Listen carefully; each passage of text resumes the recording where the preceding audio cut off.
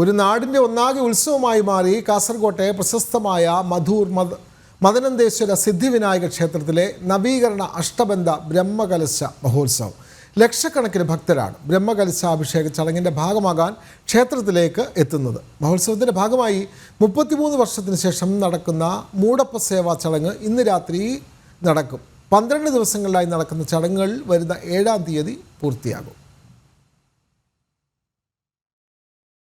വിവിധ സംസ്കാരങ്ങളുടെയും ആചാരങ്ങളുടെയും വിവിധ ഭാഷകളുടെയും സംഗമ കേന്ദ്രമാണ് മധൂർ ശ്രീ മദനന്തേശ്വര സിദ്ധിവിനായക ക്ഷേത്രം. പതിറ്റാണ്ടുകളായി ഭക്തർ കാത്തിരിക്കുന്ന മൂടപ്പ സേവ എന്ന അതിവിശിഷ്ടമായ ചടങ്ങിന് സാക്ഷ്യം വഹിക്കാൻ ഒരു നാടാകെ ഒരേ മനസ്സോടെ ഒരു നദി പോലെ സംഗമിക്കുകയാണ് ഇവിടെ. ദിവസങ്ങളായി നടന്നുവരുന്ന അഷ്ടബന്ധ ബ്രഹ്മകലശാഭിഷേകത്തിന്റെ ഭാഗമാകാൻ ലക്ഷക്കണക്കിന് ഭക്തരാണ് ഇവിടെ എത്തിക്കൊണ്ടിരിക്കുന്നത്. കഴിഞ്ഞ മാസം 27-ാം തീയതി മുതൽ ആരംഭിച്ച് ഏപ്രിൽ മാസം 7-ാം തീയതി രാവിലെയോടെ സമാപിക്കുകയാണ്.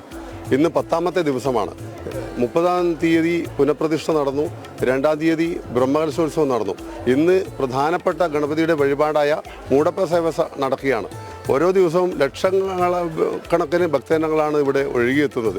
ഈ ക്ഷേത്രത്തിനോടുള്ള വിശ്വാസമാണ് അത് തെളിയിക്കുന്നത്. ഈ പ്രദേശത്ത് വീടുകളിൽ എന്ത് ശുഭകാര്യമുണ്ടായാലും ആദ്യം ഗണപതിയെ, മധൂർ ഗണപതിയെ പ്രാർത്ഥിച്ചുകൊണ്ടാണ് എല്ലാ ശുഭകാര്യങ്ങളും ഇവിടെ നടക്കുന്നത്. ഗണപതി ഭഗവാനെ അപ്പം കൊണ്ട് മൂടുന്ന ഒരു ചടങ്ങ്, അതാണ് മൂടപ്പ സേവയെക്കുറിച്ച് പറയാനുള്ളത്.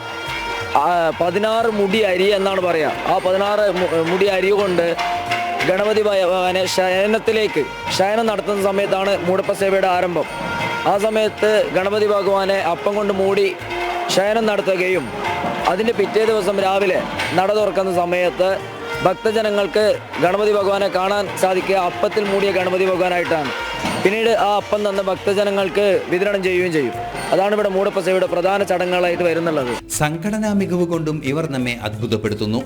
ഇത്രയേറെ ഭക്തർ ഒഴുകിയെത്തിയിട്ടും പരാതികളോ ബുദ്ധിമുട്ടുകളോ ഇല്ലാതെ എല്ലാം സുഗമമായി നടക്കുന്നു. ജനം, കാസർഗോഡ്.